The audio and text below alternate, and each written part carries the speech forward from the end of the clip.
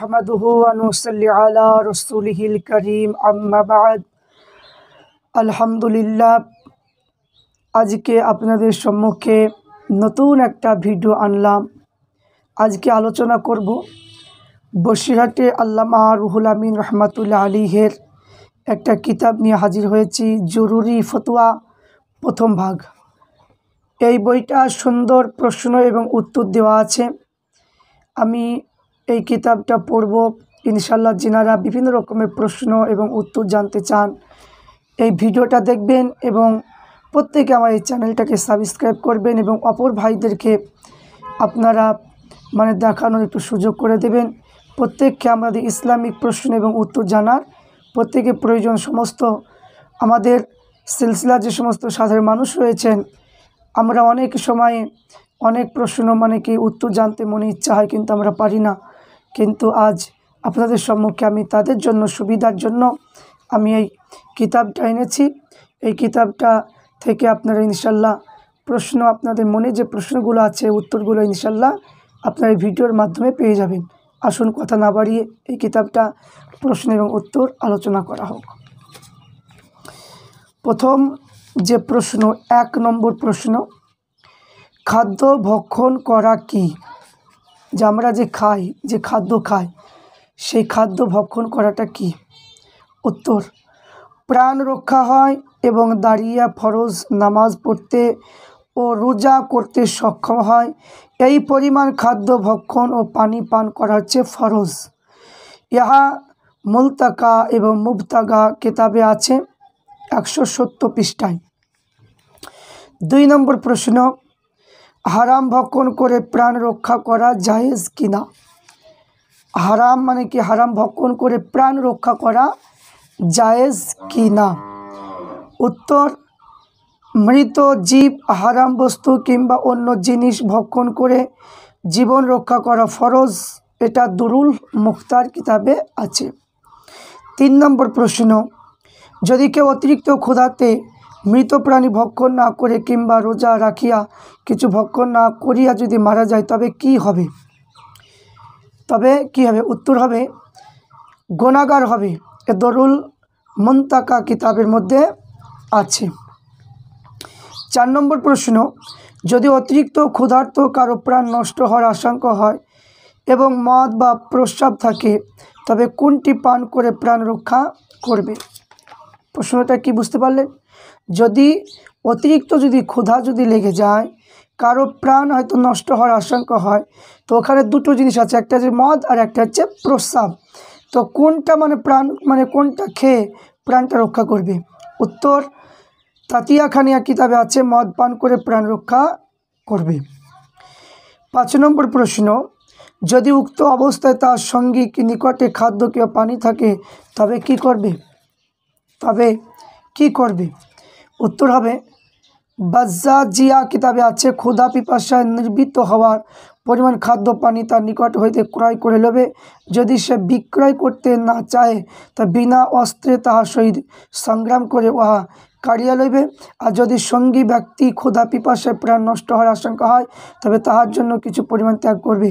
যদি অন্য একটা লোক তাহার যে তুমি আমার হস্তে মাংস কাটিয়া লই ভক্ষণ পুরো জীবন রক্ষা করো, এইরূপ হুকুম করা হয়, তাহলে ভক্ষণ করা হালাল হবে না, কেননা মনুষ্য সম্মানের জন্য উহা এই অবস্থায় হালাল হতে পারে না।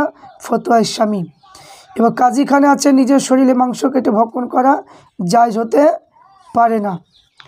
তাহলে 5 নম্বর প্রশ্ন হলে, এবার 6 নম্বর প্রশ্ন, যদি উক্ত অবস্থায় কেউ পরের জিনিস খায় প্রাণ রক্ষা করে তবে তার মূল্য দিতে হবে কি না? উত্তর, হ্যাঁ, আর মূল্য দেওয়া ওয়াজিব। ফতোয়া স্বামী।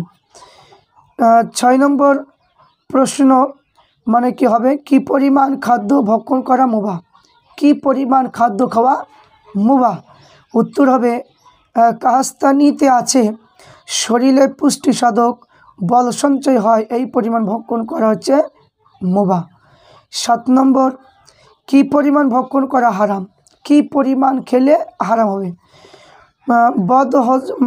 বদহজম প্রবল যদি ধারণা হয় এই পরিমাণ ভক্ষণ করা হচ্ছে হারাম। 2 সময় অতিরিক্ত ভক্ষণ করাতে কোনো দোষ হবে না। প্রথম আগামী দিবসে রোজা রাখার ইচ্ছা করলে, দ্বিতীয় মেহমানের লজ্জা নিবারণে করার উদ্দেশ্যে কোথায় আছে দুরুল মুখতার। 8 নম্বর প্রশ্ন, সংসারে বিরাগীরা অল্প ভক্ষণ করে থাকে, ইহা কি? উত্তর, এইরূপ অল্প ভক্ষণ করা উহাতে ফরজ ইবাদত করতে অক্ষম হয়, এটা নাজায়েজ হবে। আর যদি অল্প ভক্ষণ ফরজ ইবাদতের বিঘ্ন না হয় তবে মুবাহ হবে। ফতুয়া ইসলামী। তারপরে 8 নম্বর প্রশ্ন, হয়তো কি সংখ্যাগুলো বলতে হয়তো একটু উল্টোপাল্টা হতে পারে, কিছু মনে করবেন না।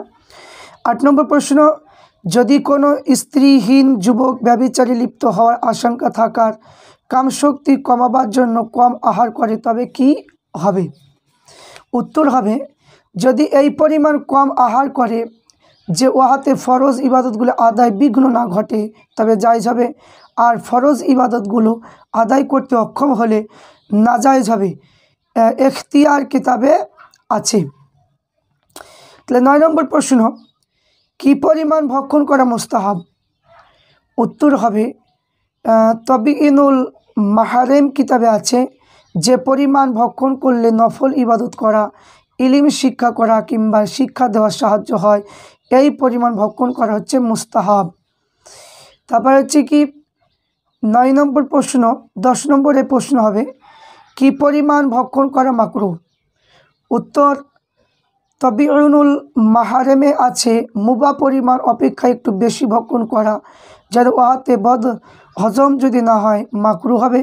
মুনতাকা কিতাবে আছে, পেটকে 3 ভাগে বিভক্ত করবে, 1 ভাগ খাদ্য ভক্ষণ করবে, 2য় ভাগ পানি পান করবে, অবশিষ্ট ভাগ নিঃশ্বাস ত্যাগের জন্য নির্দিষ্ট করবে। কোরআন শরীফে আল্লাহ পাক বলেছেন যে ওয়াল্লাযীনা কাফারু ইয়াতামাত্তাউনা ওয়া ইয়াকুলুনা কামা তাআকুলুল আনআমু ওয়ান নারু মাসওয়াল লাহুম, যারা কাফের হয়েছে তাহারা সুখ ও সম্ভোগ করে থাকে এবং ভক্ষণ করিয়া থাকে, যেরূপ চতুস্থ পদ ভক্ষণ করে থাকে, দোজকে তাহাদের কি অবশিষ্ট স্থল হবে, অপরিস্থিতি একটা স্থল হবে। তো রসুল পাক বলেছেন যে লোকেদের মধ্যে সর্বাধিক ভক্ষণকারী ব্যক্তি সর্বাধিক কাল শাস্তিগ্রস্ত হবে। রসুল পাক আরও বলেছে, মুসলমান ব্যক্তি 1 পাকস্থলী ভক্ষণ করে থাকে, কাফের ব্যক্তি 7টা পাকস্থলী ভক্ষণ করে। অর্থাৎ মুসলমান ব্যক্তি দুনিয়ায় ত্যাগে ধারণা শরীরের পুষ্টি সাধন পরিমাণ ভক্ষণ এবং করে তুষ্ট লাভ করে, কাফের কামশক্তি বৃদ্ধি ভোগবিলাস বানায়া এবং বহু ভক্ষণ করে তৃপ্তি লাভ করে না। তাহলে রসুল পাক বলে, আদম সন্তান যত পাত্র পূর্ণ করেছে উদয় কি সমাধিক মন্দ, যে কয়েকটা মুষ্টি খাদ্য শির দাঁড়কে সবল রাখতে পারে আদম সন্তানের পক্ষে তাই যথেষ্ট। 3টি বিষয় ব্যতীত প্রত্যেক বিষয় হিসাব লওয়া হবে। 1 নম্বর, যে বস্ত্র লজ্জাস্থান ঢাকিয়ে রাখা হয়। 2 নম্বর, যে রুটি খণ্ড ক্ষুধা নিবৃত্ত করা হয়। 3য়, যে গৃহে শীত ও গ্রীষ্মের নিবারিত হয়। তারপরে প্রশ্ন, কেউ কেউ পিত্ত বাহির করা উদ্দেশ্যে অতিরিক্ত বেশি ভক্ষণ করে বমন কি করিয়া থাকে, ইহা জায়েজ কিনা? বমন হচ্ছে বমি যদি করে থাকে। তো বলছে হ্যাঁ, এই উদ্দেশ্যে বেশি ভক্ষণ করাতে কোনো দোষ নাই, কিন্তু সাহাবা প্রবার কি হজরত আনাস রাদিয়াল্লাহু তাআলা আনহু থেকে এইরূপ করতেন, ইহাতে তাহার শরীরের স্বাস্থ্যরূপ পক্ষে উপকার হতো। ফতোয়ায় কাজী খানি রয়েছে। তারপরে প্রশ্ন, যদি কেউ পুষ্টি হওয়া ধারণা ভক্ষণ করে তবে কি হবে? উত্তর হবে, ওয়া মাকরুহ হবে। কিন্তু যদি খোদা তাআলার কোনো লক্ষ্যে পুষ্ট করে থাকেন তবে ইহাতে কোনো দোষ হবে না। হাদিস আছে, আল্লাহ পাক রব্বুল আলামিন বলেন যে এবং বিধানকে না পছন্দ করেন, ইহা অর্থ এই যে বিধান নিজের হৃষ্টপুষ্ট হওয়ার ইচ্ছা করেন, তার পক্ষে ইহাতে কথিত হয়েছে, ইহা দুরুল মুনতাকা কিতাবের মধ্যে আছে। এবার প্রশ্ন, বিবিধ প্রকার ফল ফুলার ভক্ষণ করাতে দোষ আছে কিনা?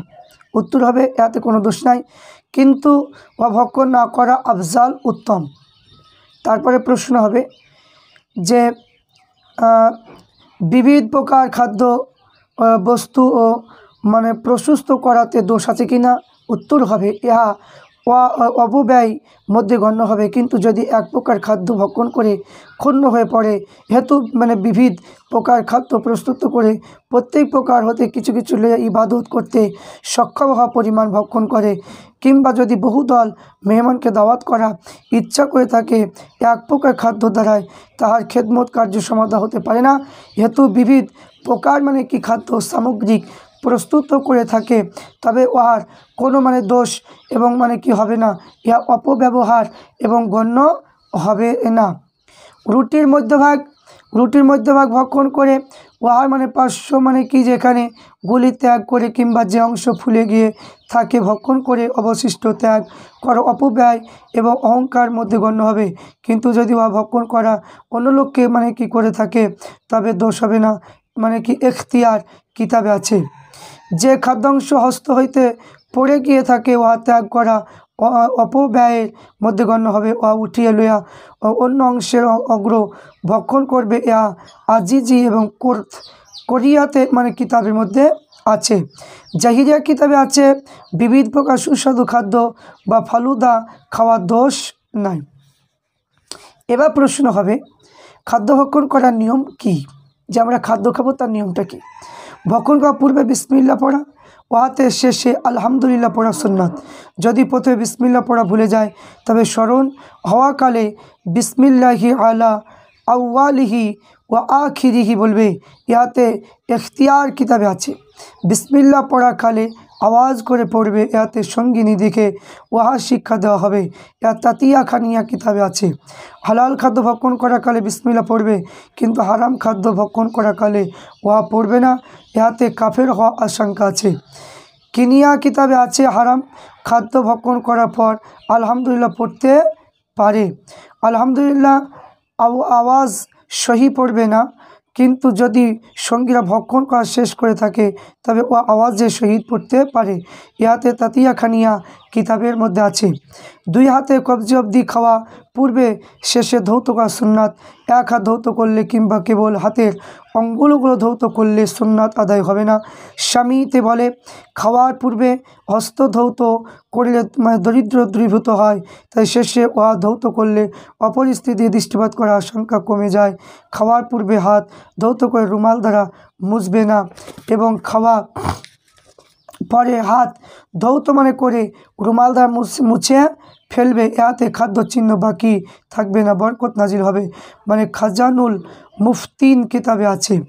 খাওয়া পূর্বে মুখ ধৌত করা সুন্নত নয়, কিন্তু তাতিয়াখানে কিতাবে আছে নাপাক ব্যক্তির পক্ষে দুই হাত মুখ ধৌত করা পূর্বে পানাহার করা মাকরু, এবং হায়েজওয়ালা স্ত্রী লোকের পক্ষে বা মাকরু হবে না। সমস্ত স্থলে মুখ পাক রাখা মুস্তাহাব। তাতিয়াখানিয়া কিতাবে আছে খাওয়ার পূর্বে যুবকের প্রথম হস্ত ধৌত করবে, বৃদ্ধারা হস্ত ধৌত করবে। খাওয়া শেষ হলে প্রথম বৃদ্ধরা হস্ত ধৌত করবে, যুবকরা হস্ত ধৌত করবে। এ হলো মুস্তাহাব। দুরুল মুনতাকা জাহিরিয়া কিতাবের মধ্যে এটা লেখা আছে। তারপর কি বলছেন, হস্ত ধোবার জন্য নিজের পাত্র হইতে পানি ঢালিয়া লওয়া ও অন্যের সাহায্য না লওয়া মুস্তাহাব। কতগুলো ফকি ওযুর ন্যায় ইহা ব্যবস্থা দিয়েছেন, মহিত কিতাবে লেখা আছে। যদি কেউ গন্ধমের ভূষিত দ্বারা হস্ত কিংবা মস্তকে ধৌত করে, কিংবা যে ভূষিত ময়দা না থাকে, চতুস্থ পদের খোরাক হয়ে থাকে, তাহলে উহা জ্বালিয়া ফেলে তবে কোনো দোষ হবে না। ফতোয়া কাজীখানে আছে। তবে যে নওয়াদের হিসাম কিতাবে আছে যে খাওয়ার পরে স্নান কিংবা সাবান দ্বারা হস্ত ধৌত করা হয়। ময়দা ছাতু দ্বারায় হস্ত পরিষ্কার করলে আমাদের ইমাম আবু হানিফা তার শিষ্যদের মতে কোনো দোষ হবে না। ইয়া জাকিরা কিতাবের মধ্যে আছে। তবে খাইবা পূর্বে শেষে লবণ খাওয়া সুন্নাত। ইয়া খোলাসা কিতাবে আছে। ৭ রকম রোগ উপশমন হয়ে থাকে। গরম খাদ্য ভক্ষণ করবে না, উহা ঘ্রাণ লইবে না, উহাতে শব্দ হয় ও ফুৎকার করবে না, শব্দবিহীন ফুৎকার করলে কোনো দোষ হবে না। তবে পিয়ালার মধ্যভাগ হইতে না খাওয়া এবং এক স্থান হইতে খাওয়া সুন্নাত। যদি কোনো তবকে বিবিধ প্রকার ফল কিংবা খাদ্য থাকে তা ভিন্ন ভিন্ন স্থান হইতে ভক্ষণ করলে সুন্নতে খিলাফ হবে না। তবে রুমাল দ্বারা মুছবে না। পূর্বাঙ্গলগুলোকে চাটিয়ে খাওয়া সুন্নাত। এইরূপ খাদ্যপাত্রকে চাটিয়ে খাওয়া সুন্নাত। রসুল পাক বলেছে কেউ কোনো পাত্র হতে ভক্ষণ করে মানে কি চাটিয়ে লয়, পাত্রটি বালতিতে মানে কি বলতে থাকে যে আল্লাহ তাআলা তোমাকে দোজখ হতে মুক্তি প্রদান করুন, তুমি আমাকে শয়তান হতে মুক্তি করলে। আহমদের রেওয়াতে আছে মানে পাত্র তার গুনাহ মাফের জন্য দোয়া করে। তারপরে হচ্ছে কি পথের মধ্যে ভক্ষণ করা মাকরু, দাঁড়িয়ে পান করা কোনো দোষ নাই। চলতে চলতে পানি পান করবে না, কেবল কি মুসাফিরগণের জন্য ইহা অনুমতি দেওয়া হয়েছে। একদম পানি পান করবে না, একদমই পানি পান করবে না, 3 দমে পানি পান করবে। পানি পাত্র মশকের মুখ হতে পানি পান করবে না, ফতুয়ায় গেয়াসিয়াতে মানে লেখা আছে। তারপর যদি কোনো কি মাইটে পানি থাকে তবে দরিদ্র অর্থশালী সকলের পক্ষে ওদের পানি পান করা জায়েজ হবে, খোলাসা কিতাবে আছে। মাইট হইতে পানি বাহির করতে ছোট পাত্র দ্বারায় উক্ত মানে পাত্রটি কারো বাড়িতে লইয়া এবং যাওয়া জায়েজ নয়, মহিত কিতাবে আছে। মাইট হইতে পানি তুলিয়া পরিজনের জন্য লইয়া যাওয়া অনুমতি থাকলে জায়েজ হবে, নচেত জায়েজ হবে না। আজিজিয়া কোরদারিতে কিতাবের মধ্যে লেখা আছে খাওয়ার সময় বাম পা বিছিয়ে দেবে, ডান পা খাড়া করে রাখবে, বাম হস্ত জমিতে রাখলে কিংবা কোনো বস্তুর উপর রাখিয়া অথবা টেক লাগিয়া পানাহার করা মাকরু। ইয়া ফতুয়ায় এবাবিয়া কিতাবের মধ্যে আছে, জহুর আখলাতি কিতাবে আছে যদি অহংকার ভাবনা না হয় টেক লাগিয়ে খাওয়াতে কোনো দোষ নাই, জাহিরিয়া কিতাবে আছে। ইহাতে মনোনীত ফতোয়া মানে গ্রাহমত বলা হয়েছে যে খোলা মস্তকে খাওয়ার দোষ নাই, ইহাতে মনোনীত মত ইহা খোলাসা কিতাবে আছে। কি নেমকদান পিয়ালা রুটির উপর রাখা কি হবে, এ মতভেদ হয়েছে। কিনিয়া খোলাসা মর্ম নিষিদ্ধ হয়ে বোঝা যায় যে স্বামীতে দুরুল মুনতাকা ইত্যাদি মানে ওহা মাকরু হওয়ার কথা মানে লিখিত আছে। ইয়া নবী কিতাব আছে যে ইয়া নবী কিতাবে আছে যে নিমক দানের লবণ দ্বারা উক্ত রুটি খাওয়া হবে, উক্ত নিমক দান ওয়ার উপর রাখাতে কোনো দোষ নয়, ইহা মানে সময় সহিমত। তাহলে শামসুল আইম্মা হলিওয়ানি মানে বলেছেন যে কাগজে লবণ থাকে, উক্ত কাগজ পরিপক্ত শাকসবজি রুটির উপর রাখা যায় আছে, কিনিয়া কিতাবে আছে, কিনিয়া কিতাবের মধ্যে আছে। তারপর যে কি দস্তরখানা কিংবা পিয়ালার নিচে রুটি রাখা মাকরু কিনা, এ মতভেদ হয়েছে। এইরূপ হস্ত কিংবা ছুরি রুটি দ্বারা মশা করা বা ছুরি দ্বারা রুটি কাটা মাকরু কিনা, এ মতভেদ রয়েছে, মোহিত ও কিনিয়া কিতাবে আছে। তারপরে এবার প্রশ্ন হবে পিতা পুত্র জিনিস খাইতে পারে কিনা, পিতা পুত্রের জিনিস খাইতে পারে কি না। উত্তর এই মশলা মতভেদ দেখা যায়। খোলাসা কিতাবে আছে যদি পিতা শহরে দরিদ্র অবস্থায় থাকার পুত্র জিনিস খাইতে বাধ্য হয় তবে উহা খাইতে পারে, এর মূল্য দিতে হবে না। আর যদি পিতা ধনবান হয় কিংবা ময়দানে উপস্থিত হওয়ার মানে কি খাদ্য সামগ্রী প্রাপ্ত না হয় তবে তার পক্ষে উহা জিনিস খাদ্য মূল্য দিতে হবে, সদকা স্বরূপ উহা খাওয়া হালাল হবে না। মুলতাকাত কিতাবে লেখা আছে কৃপণ পুত্র জিনিস অভাবগ্রস্ত না হলে পিতার পক্ষে খাওয়া হালাল হবে না, আর পুত্র দানশীল হলে পিতা অভাবগ্রস্ত হোক বা না হোক মানে জিনিস খাইতে পারে। এবার প্রশ্ন হবে অভাবগ্রস্ত ব্যক্তি সম্বন্ধে জনসাধারণের কর্তব্য কী। তো উত্তর হবে যদি কোনো অভাবগ্রস্ত ব্যক্তি ক্ষুধার্ত হয়ে পড়ে এবং কি যে উদ্ধার্ত শক্তি রহিত হয়ে থাকে তবে কোনো ব্যক্তি তাহার অবস্থায় জ্ঞাত হয় তার পক্ষে তাহার পরিমাণ এবং খাওয়ানো ফরজ মানে যাহাতে সে বাইরে যাইতে এবং ইবাদতগুলো আদায় করতে সক্ষম হয়। যদি উক্ত ব্যক্তিরা তাহাকে কিছু খাইতে না দেয় এমনকি সেই ব্যক্তি এমন অবস্থায় মারা যায় তবে সমস্ত লোক গুনাহগার হবে। যদি কতগুলো লোক উক্ত ক্ষুধার্ত মরণাপন্ন ব্যক্তির অবস্থায় অবগত হয় এবং তাহার নিকটে এবং কি যে খাদ্য সামগ্রী না থাকে তবে তার পক্ষে উহা তাহার তত্ত্বাবধানে করার জন্য অন্য লোকেদের সংবাদ এবং দেওয়া ফরজ, এবং যদি তার কেউ অন্য লোকেদের সংবাদ প্রদান না করে কিন্তু লোক ক্ষুধার্ত যদি মরে যায় তবে সকলেই গুনাহগার হবে। আর যদি একজন অন্য লোককে সংবাদ প্রদান করে অবশিষ্ট লোকেরা গুনাহ হতে নিষ্কৃত পাবে। 2 নম্বর যদি অভাবগ্রস্ত ক্ষুধার্ত ব্যক্তি বাইরে যাইতে সক্ষম হয় কিন্তু জীবিকা সঞ্চয় করতে অক্ষম হয় তবে তার পক্ষে বাইরে যাওয়া অজীব। যে ব্যক্তি তাহার অবস্থা জানতে পারে তবে তার জাকাত ও ফেতরা ইত্যাদি অজীব থাকে তা উহার উপর সাধ্য করা ওয়াজিব। যদি সেই ব্যক্তি জীবিকা সঞ্চয় করে সক্ষম তবে তার পক্ষে ওয়াজিব হবে, তার পক্ষে ভিক্ষা করা জায়েজ হবে না। 3 নম্বর হচ্ছে যদি অভাবগ্রস্ত ব্যক্তি জীবিকা সঞ্চয় করতে অক্ষম হয় কিন্তু লোকের দ্বারায় দাঁড়িয়ে দাঁড়িয়ে ভ্রমণ করে ভিক্ষা করতে সক্ষম হয় তবে তার পক্ষে তা করা হচ্ছে ফরজ। কিন্তু যদি সেই ব্যক্তি দাঁড়িয়ে দাঁড়িয়ে ভিক্ষা না করে ক্ষুধায় যদি মরে যায় তবে আল্লাহ তাআলার নিকটে গুনাহগার হবে। এবার প্রশ্ন যে শরিকি বাগানের ব্যবস্থা কি? শরিকি একটা বাগানের ব্যবস্থা কি? উত্তর হবে যদি একটা খুরমা বাগান 2 জন অংশীদার থাকে আর একজন অন্যকে বলে তুমি যা পছন্দ করো ভক্ষণ করো, যাহাতে ইচ্ছা হয় দান করো, তবে দ্বিতীয় ব্যক্তির পক্ষে যথেষ্ট ভক্ষণ করা এবং দান করা মুবাহ হবে। এতে সিরাজ ওয়াহিজ কিতাবের মধ্যে লেখা আছে। প্রশ্ন মৃত মুরগির ডিম কিংবা মৃত বকরির দুধ হালাল কিনা? প্রশ্ন হবে যে মৃত মুরগির ডিম এবং মৃত বকরির দুধ হালাল কিনা। এই প্রশ্নের উত্তর হবে যে হ্যাঁ হালাল হবে। কোথায় আছে? সিরাজিয়া কিতাবের মধ্যে লেখা আছে হালাল হবে। এবার প্রশ্ন যে গাভী কিংবা বকরির বাচ্চা গাধা দুধ পান করে থাকে উহা কি হবে? উত্তর হবে উহা খাওয়া হালাল হলেও মাকরু হবে। এরা কিনিয়া কিতাবের মধ্যে আছে। এবার প্রশ্ন হবে যদি কোনো ছাগল মদ পান করে তবে কি হবে?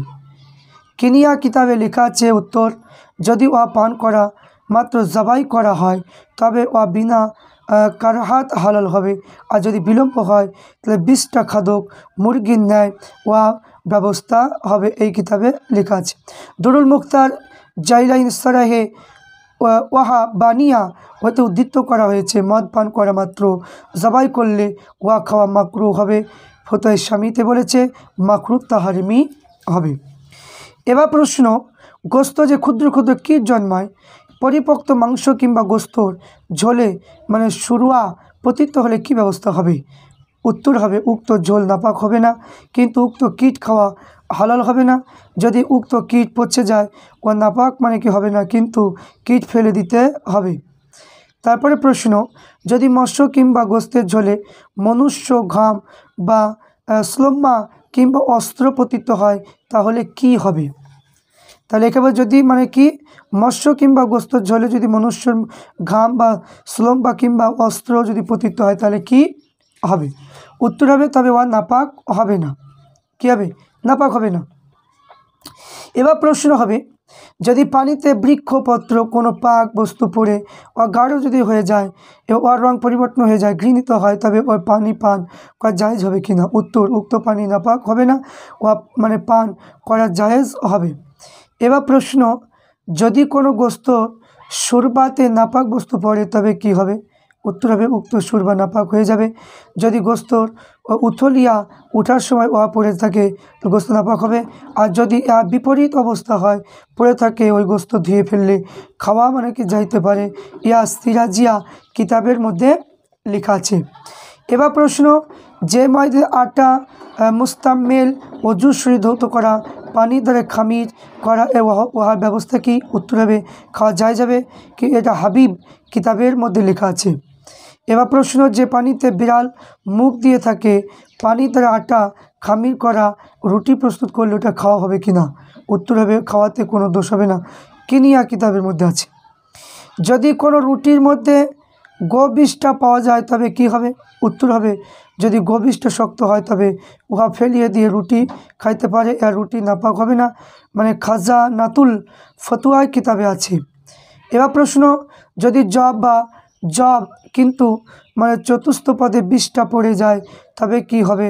মানে উত্তর হবে উট বা ছাগলের 20টার মধ্যে জব পাওয়া যায় তবে ধৌত মানে করে খাওয়া মানে যাইতে পারে, আর যদি গরু বা ঘটকের 20টার মধ্যে পাওয়া যায় তাহলে খাওয়া যাবে না। মুহিত ও সারাক্সিতে আছে। তারপর প্রশ্ন যে পুষ্করিণীতে অনব্বর মূলমন্ত্র নিক্ষেপ করা হয় অর্থাৎ চাউল বা মুগ মুসুরির ডাউল ধৌত করা কি? উত্তর হবে ওয়া মাকরু হবে এবং কিনিয়া কিতাবে লেখা আছে। তারপরে প্রশ্ন হবে যদি হিন্দুর মুখ দ্বারা গম কাটিয়ে খায় মানে যদি ইন্দুরের মুখ দ্বারা গম কাটিয়ে খায় তবে খাওয়া যায় কি না? ইন্দুরের মুখ দিয়ে। প্রশ্ন হবে হ্যাঁ জরুরতের জন্য খাওয়া যায় যাবে, কিন্তু ইয়া তাতিয়া খানিয়া কিতাবের মধ্যে আছে। এবার প্রশ্ন হবে, গোস্ত, ঘৃত, দুগ্গ, তৈল, ভাত, শরবত দুর্গন্ধ হলে মানে কি, যে এখানে মানে তত্ত্ব সমুদায়ে ব্যবস্থা কি? উত্তর, গোস্ত দুর্গন্ধ হলে ও খাওয়া হারাম হবে। ঘৃত, দুগ্গ, তৈল দুর্গ হলে হারাম হবে না। ভাত পচে মানে ঝাঁজ বাইর হলে এটা নাপাক হয়ে যায়। শরবত দুগ্গ হলে হারাম হবে না। খাজানুল ফতোয়া কিতাবে আছে। এবার প্রশ্ন হবে, হালাল পশু গর্ভশয় কি? উক্ত হলো, পশু জবাই করার সময় যদি উহা সহিত সংলগ্ন থাকে তবে হালাল হবে। কিনিয়া কিতাবের মধ্যে আছে। এবার প্রশ্ন হবে যে বৃক্ষের তলে যে ফল পড়ে থাকে তবে উহা ব্যবস্থা কি? উত্তর হবে, যদি শহরে বৃক্ষতলে ফল পড়ে থাকে তবে অন্য লোকের পক্ষে উহা খাওয়া হালাল হবে না, কিন্তু যদি জানতে পারে যে উহা মালিক স্পষ্টভাবে প্রথা অনুসারে লোকের জন্য মুবাহ করে দিয়েছে তবে উহা খাওয়া জায়েজ হবে। এবার যদি প্রাচীর বিস্তৃত বাগানে ফল পড়ে থাকে, যদি উহা মানে কি আখরোটের না স্থায়ী ফল হয়, বিনা অনুমতি অন্যের পক্ষে মানে কি খাওয়া হালাল হবে না। আর যদি সত্য নষ্ট হয় তাহলে অস্থায়ী ফল হয়। মতভেদ হয়েছে। সদর শহীদ বলেছেন, যদি মালিকের পক্ষ হতে স্পষ্টভাবে কিংবা দেশে প্রথা অনুসারে নিষিদ্ধ না থাকে তাই মনোনীত মতে খাওয়া হালাল হবে। ইহা মোহিত কিতাবে আছে এবং ফতুয়ায় গিয়াসিয়াতে আছে, যতক্ষণ উহা মালিকের সম্মত বুঝতে না পারে ততক্ষণ মনোনীত মতে খাওয়া হালাল হবে না। আর যদি পলিগ্রাম হয়, এই ক্ষেত্রে স্থায়ী ফল হয়, অনুবর্তমানের পক্ষে মালিকের বিনা অনুমতিতে খাওয়া জায়েজ হবে না। আর যদি নষ্ট হয় ফল হয়, মনোনীত মানে কি মতে মানে যতক্ষণ না নিষেধ প্রকাশ হয় ততক্ষণ খাওয়া হালাল হবে। এটা মোহিত কিতাবের মধ্যে আছে।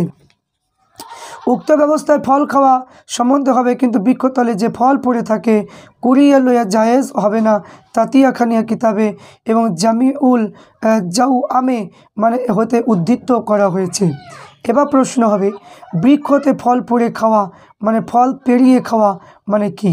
উত্তর, বৃক্ষ থেকে ফল আছে তা কোনো স্থানে মালিকের বিনা অনুমতিতে পেড়ে মানে লওয়া উচিত নয়, কিন্তু যে স্থানে বহু ফল মানে কি ফল থাকে এ জানতে পারে সে উহা মানে পাড়িয়া খাইলে মালিকের পক্ষে কষ্টকর হবে না। এই ক্ষেত্রে মানে কি খাওয়া যায় যাবে, কিন্তু আর সঙ্গে লইয়া যাওয়া মানে জায়েজ হবে না। মোহিত কিতাবের মধ্যে আছে। এবার প্রশ্ন হবে যে বৃক্ষপত্র ব্যবস্থা কি? উত্তর, যে বৃক্ষ পত্র পথে পড়ে থাকে যদি উক্ত পত্রে দেয় তুলে মানে কি তুলোপত্রর ন্যায় উপকার মানে সাধিত হয়, উহা কুড়িয়ে লইয়া জায়েজ হবে না। যদি উহা লইয়া যায় তবে এর মূল্য দিতে বাধ্য হবে, কিন্তু আর মানে কি উপকার না হয় তবে কুড়িয়ে লওয়া জায়েজ হবে আর মূল্য দিতে হবে না। মোহিত কিতাবে আছে। নদীতে কোনো ফল কিংবা কাস্ট মানে কি পাইলে উহার মানে কি ব্যবস্থা কি? উত্তর, নদীতে ভাসমান ফল অল্প হোক আর বেশি হোক উঠিয়ে লয়ে জায়েজ মানে খাওয়া জায়েজ হবে, কিন্তু এটা মোহিত সারাক্সিতে লেখা আছে, যদি ভাসমান মানে কি যে কাস্ট মূল্যবান হয় তবে কিনিয়ে ধরিয়ে লয়ে হালাল হবে, আর যদি অমূল্যবান না হয় তা ধরিয়ে লওয়া জায়েজ হবে না। সিরাজিয়া খোলাসা মোহিত মানে কিতাবে আছে। এবার প্রশ্ন, যদি মানে কতগুলো আখরোট ফল কোনো স্থানে পড়ে থাকে তবে কি ব্যবস্থা হবে? উত্তর হবে, ফতোয়াতে আছে আবু বকর বলেছেন, যদি কতগুলো আখরোট ফল যা কিছু মূল্য বিক্রি হতে পারে ভিন্ন ভিন্ন স্থানে পড়ে থাকে দেখে সংগ্রহ করে নেওয়া এর পক্ষে খাওয়া জায়েজ হবে। আর যদি একই স্থানে পড়ে রয়েছে দেখতে সংগ্রহ মানে করে রয়েছে মুক্তার ব্যবস্থা হবে। এই দরিদ্র হয় বা সদকা স্বরূপ খাইতে পারে, কিন্তু যদি মালদার হয় ও খাওয়া হালাল হবে না। ফতোয়ায় কি ফকি আবদুল্লাইস বলেছেন যে মূল্যবান আখরোটগুলো এক স্থানে পাক আর ভিন্ন ভিন্ন স্থানে পাক মানে কি যে লোকতার ব্যবস্থা হবে, মালদার হলে তাহার পক্ষে খাওয়া হালাল হবে না। হাবিব মানে কি কিতাবের মধ্যে লেখা আছে। এবার প্রশ্ন হবে যে কবরস্থানে যে বৃক্ষ উৎপন্ন হয় উহার ব্যবস্থা কি? উত্তর, উক্ত স্থানে কবরস্থানে মানে করার পূর্বে যদি উক্ত বৃক্ষ উৎপন্ন হয়ে থাকে জমির মালিকে বৃক্ষকে যা ইচ্ছা হয় করতে পারে, আর যদি উহা মালিকবিহীন পতিত হয় জমি মানে উক্ত পল্লীবাসীগণ কবরস্থান করে লয় তাহলে উক্ত বৃক্ষ উহার তলে মানে কি জমির ব্যবস্থা পতিত জমির ব্যবস্থা হবে। আর যদি একই স্থানে কবরস্থান করার পর মানে কোনো বৃক্ষ উৎপন্ন হয়ে থাকে ওই বৃক্ষ রোপণকারী মানে অধিকার ভক্ষণ হবে, কিন্তু তার পক্ষে উহার ফল কিংবা বৃক্ষর মূল্যদান করা উচিত, আর যদি বৃক্ষটা নিজের উৎপন্ন হয়ে থাকে তবে শরীয়তে কাজীর উপর মানে কি ন্যস্ত থাকবে। আর যদি কাজী বৃক্ষ মানে কাটিয়ে মূল্য কবস্থায় ব্যয় করা উত্তম বুঝান তবে তাই করবে, ফতোয়ায় কাজী খানে লেখা আছে। এবার প্রশ্ন, কোন সময় মালদার সদকা জিনিস খাইতে পারে কি না? কোনো সময় মালদার ব্যক্তি সাদকার মাল খেতে পারবে কি না? উত্তর হলো, যদি কোনো দরিদ্র কোনো অর্থশালী বলে আমি এই মানে কি সদকা বস্তু তোমার মানে কি জন্য মুবাহ করে দিলাম, তাহলে অর্থশালী পক্ষে খাওয়া হালাল হবে কি না এই বিধান করে মতভেদ রয়েছে। আর যদি কোনো দরিদ্র কোনো অর্থশালী সদকা জিনিস মালিক করে দেয় তার পক্ষে মানে কি খেলে কোনো দোষ হবে না। যদি কোনো মুসাফির কিছু সদকা দান করে দেয়, মুসাফিরের নিজের টাকা করে নিকটে পৌঁছে যায়, তাহলে সদকার বস্তু তাহার নিকটে স্থায়ী থাকে তবে তার পক্ষে খাওয়া হালাল হবে। আর যদি কোনো দরিদ্র সদকা প্রাপ্ত হয় মালদার মানে কি হয়ে যায় তাহলে সদকা বস্তু স্থায়ী থাকে তবে তার পক্ষে খাওয়া হালাল হবে। ইহা মানে মোহিত কিতাবের মধ্যে লেখা আছে। এবার মানে কি প্রশ্ন, মৃত্তিকা খাওয়া কি? ফতোয়া মানে কি যে উত্তর হবে, ফতোয়ায় আবদুল্লাহ আছেন মৃত্তিকা খাওয়া মাকরু। শামসুল আইম্মা হলু উনি কিতাবে আছে যদি কেউ আশঙ্কা করে ওয়া খাইলে পীড়ার সৃষ্টি হবে তাহলে তার পক্ষে খাওয়া হালাল হবে না। মৃত্তিকা এবং মানে কি ব্যতীত যে কোনো বিষয় ব্যতীত সৃষ্টি মানে কি করে তা খাওয়া হালাল হবে না। উহাতে যদি সামান্য একটু খায় মানে কি তবে এখানে কি বলছেন যে দৈব উহা খায় তবে কোনো দোষ হবে না। মোহিত কিতাবে আছে মক্কা শরীফ হইতে যে খাকে শেফা খাকে হামজা আনয়ন করা হয় এ খাওয়া এক প্রকার মাকরু হবে। মানে কি জাওয়াহেরুল ফতোয়াতে আছে, কতগুলো ফকি জিজ্ঞাসিত হয়েছিল যে খাকে বোখারা ইত্যাদি খাওয়া কি, তিনি বলেছিলেন যে পরিমাণ খাওয়া মানে ক্ষতিকর না হয় খাওয়াতে দোষ নাই, মৃত্যু খাওয়া আসলি হারাম নয় কিন্তু ব্যাধি সৃষ্টি করা ওয়াতে মাকরু হয়েছে। তো ইবনুল মুবারক বলেছেন কাজী ইবনে আবি লাইলা মৃত্যু খাওয়ার জন্য দাসীর সাক্ষ্য অগ্র করতেন। আবুল কাসিম বলেছেন মৃত্যু খাওয়া জ্ঞানীদের কার্য নয়। ইয়া হাবিব মানে কিতাবে আছে যে স্ত্রী মৃত্যু খাওয়ার জন্য সৌন্দর্য হ্রাসপ্রাপ্ত হয় তাহাকে খাইতে নিষেধ করা হবে, এ মোহিত কিতাবের মধ্যে আছে। আজ এ পর্যন্ত, আপনাদের সম্মুখে আবার ইনশাল্লাহ আলোচনা করা হবে। আপনারা আমার সাথে থাকুন। আমাদের মানে ফুরফুরা শরীফের মুজাদ্দিদুজ্জামান দাদা হুজুর পীর কেবলা রহমাতুল্লাহ আলাইহির মানে কি মাসলাকে ইনশাল্লাহ আমরা থাকবো এবং তিনাদের প্রশ্ন উত্তর ইনশাল্লাহ আমরা শুনতে পাবো।